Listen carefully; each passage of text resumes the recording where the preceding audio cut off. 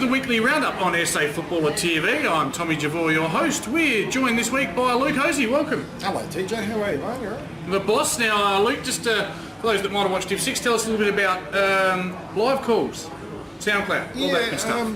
We decided a fair while ago, I started looking into about 3 years ago, about live calling of games, and radio stations can't do it effectively because it costs too much. So we've got things through our phone apps and everything's all set up, and we've got the technology and we've got all the equipment in now, and everything's nearly here. We've got one little bit of equipment come from Melbourne yet. Everything, the other stuff's in the United States, so we're ready to live call, and it will be happening out in Clubland very soon, possibly. Yeah, Saturday week's the first one. Yep.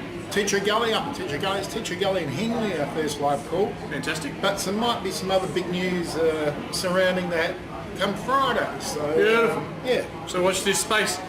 So let's get on to this week's results. It was, of course, round 4 in Division 5, and I'll start the ball rolling. It was CBC Old Collegians 10-14-74, Smithfield 16-14-110.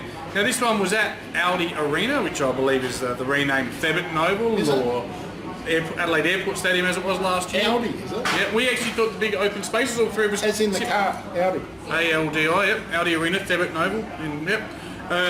Yes, so it's been renamed. Sponsorship. Why would a car company? Okay. Yeah. So we were wrong. We stand corrected on that one. And Smithfield too good. They've bounced back from their loss to Lockleys. So goal kickers for CBC Old Collegians, it was Keane, Burns, Dubridge, all with doubles. Better players were Byrne, Jay Floriani and McDonald. Of course, that'd be John Floriani, played 151 games for the Eagles. Yep. Dad's the coach. Aldo. 151, you're spot on with that? Yes. Oh, okay. Might be 152, but okay. Pretty sure it was 151. And for Smithfield, Webber kicked 4, Mickey Ashby back in the goals at 3, Nisbet kicked a couple, Nisbet kicked 3, and Cook kicked 2.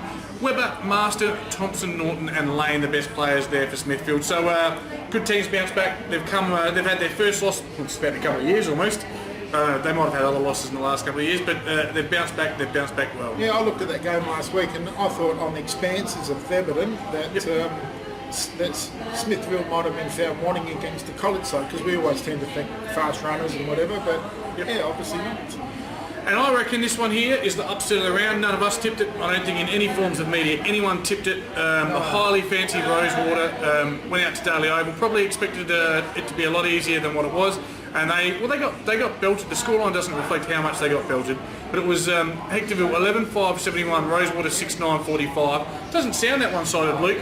But the half-time score was 6 goals, 3 to 3 points. The three-quarter time score, it was all over, 9-4 to 1-7. Yeah, it was lopsided by how the game was played. But yeah, I didn't see that coming. I thought Rosewater would be around the mark. I know clearly the Steamboats, a lot about his drills and what he would have in place, and yeah, I thought they'd be a little bit better placed than that. Just skipping across to the ladder as well, Hectorville had a rough few years, literally. Like, since we've been doing media together, Hectorville haven't had a good year. They're 3-1 this year, and the team that I thought was absolute certainty to be around there come that week in September was Rosewater, and they're 2-2, just struggling a little bit. So well done to the Hounds, and we'll just give some of their players a mention now. Russell kicked 5 and Smith kicked 2, along with Zachy Stevenson. Zach Stevenson, a fantastic young lad who came through the Nord system and played a bit of Gaelic football with me. We nicknamed him Monster because he can just monster opponents. Lovely lad though. And Dan DeVilla bobbed up in the goal kickers as well. Michael Annie also with 1. Better players, Carl Ingle Donaldson. I think that's Ethan Donaldson, formerly of Paynham. And Mazzoni for... my phone goes off. For Rosewater, not much to talk about there, but N. Williams kicked 3, and the Diff Jacobson with a couple, so that's nice to see. Yeah, Diff said he played really well. It's unusual for the Diff to be that modest, but he did say that he should have been in the best players, so obviously he wasn't in the best players. No, he didn't make it, and he certainly didn't make much of a Diff. Now, I'm pretty happy with this next one because I tipped it and the other boys didn't. It was Greenacres, far too strong, 18-18, 126. Pulteney 10-9-69, and a really good spread for once. Last year we saw Greenacres, it was all Clark Rantasser and Pete Smith and not much else. Well, this year I'm actually list all the goal kickers because it really does tell a good story of a better spread.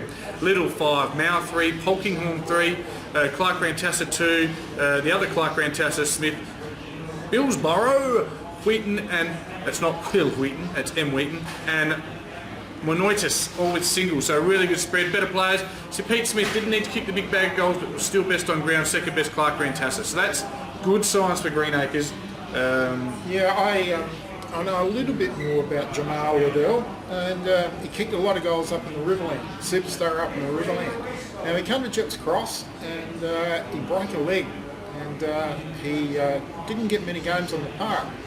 And we were very interested in him at Williston last year, but we took someone else. Tell us what sort of player is he? He's forward. Yep. He's a 6'1", 6'2", High lead up forward.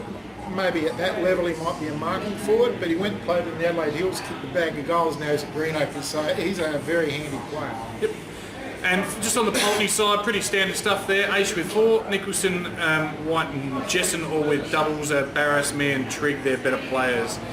That was our game of the round. We'll go to this one here. This one's great. This is great. We talked about it last week. We thought they might get the chocolates, and they have. Maybe they've turned the corner, new facilities. Things just starting to look up down for Glenunga. Glenunga 22 goals, 14, 146. Elizabeth 13, 11, 89. All that as well with a 5 goals to 2 last quarter Elizabeth. So, I mean, this game really was over at half time, 15 goals to 6, wasn't it? Great spread here. Ellis, that's not Brett Ellis, isn't he? He's on the That's Brent Ellis, actually. Brent Ellis? Formerly of Seton Ramblers and Adelaide University. You're an absolute wealth of knowledge tonight. Well done. Ellis 6, Harvey 3, Mitchell, Abel, Chatty Burke with 2, and the other Mitchell kicking 2. Better players, T. Mitchell, Ward, Ellis, Hankey and Venning. Whilst for Elizabeth, James kicked 5, which is a great effort in the losing team. Shepherd kicked 4, and Abbott kicked 2. Best players, James, Abbott and Gus Reeds. Let's go on to our game of the round last week, and it like the postman, absolutely delivered, didn't it, Rose? It sure did. It was a 1-point thriller. Just waiting for it to load. It was the Hounds went down to Lockleys and they got the chocolates with accurate kicking. Good kicking is good football. 13-8, 86. Lockleys 12-13, 85. Yeah, I was talking to a few guys from Lockleys. Apparently they come home with a wet sail, but couldn't quite catch the old school. And the Blacks got up by a point. And I think Matty Brimcat won the Anzac medal. Yeah, and probably fair enough as well. Brincat best on ground for Blackfriars, along with Hilton and Bortolotti, so a couple of very familiar names. Plugger Fake also in there. Hillman kicked 4 with Constantinou kicked 2. That rhymes. Martin and Brincat bobbed up for a couple himself. On the Lockley side, pretty good spread. Russo and Woolston both with 3. Ascoli kicked 2. I must ask that boy how he says his name. Woolston, Bose, Roswell and Shawnee Kraut bobbing up in the best players.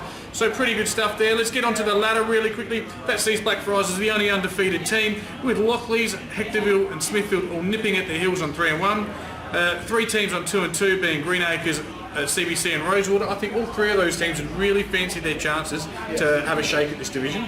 Yeah, I think Blackfriars might have been a bit disappointed they didn't quite make the grand final last year after being where they were, and I think they're a bit of a standout this year in this division, but after that it's a bit of a And then Glenunga, Pulteney and Elizabeth, unfortunately I think we're fighting out the relegation if they do have a 2-team relegation system.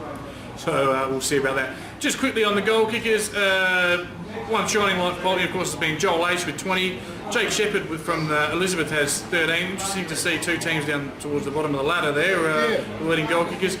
Jamal Little, who you talked about, with 13 now. Clark Rantassa also with 13. Scotty Webber. He'll escape under the radar, Jamal Liddell. Not if they're watching SA Football or TV, my friend. I think he will escape just a little bit because Pete Smith's very clever and they'll be going to Clark Rantassa, but do not underestimate Mr. Liddell. He very, very good goal kicker. Yep. Okay, mate. Now, as we move on to this week's round 5, mate, some pretty good games and a few that might be one-sided. We'll start with Elizabeth and Blackfriars at Argana Park. Elizabeth, desperate for a win, won't get it against Blackfriars. No, you can start now.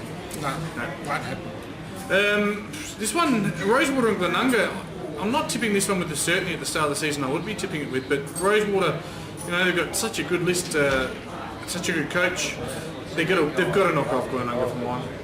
Yeah, Rosewater are well coached and they've got a good list. But Glenunga have got a very, very good coach. I listened to Brian Lees last week, and I don't know Brian, but I listened to him when he was interviewed on the SA Football TV. And he's a teaching coach, and so it might take a little bit of time, but I think Rosewater at home.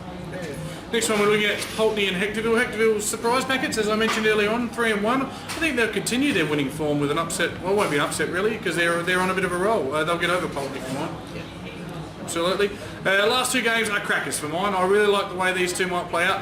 It's Lockleys at 3-1, CBC at 2-2. It's at Lockleys Oval. This could be a season-defining game for these two teams.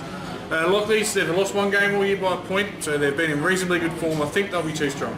Yeah, Lockleys, certainly Stevens Weck or the Lockleys people wouldn't, they wouldn't like me saying it, but I know they had a few out last week, and there was a good spread of players out, so I think they might come back, and I think they might be too strong.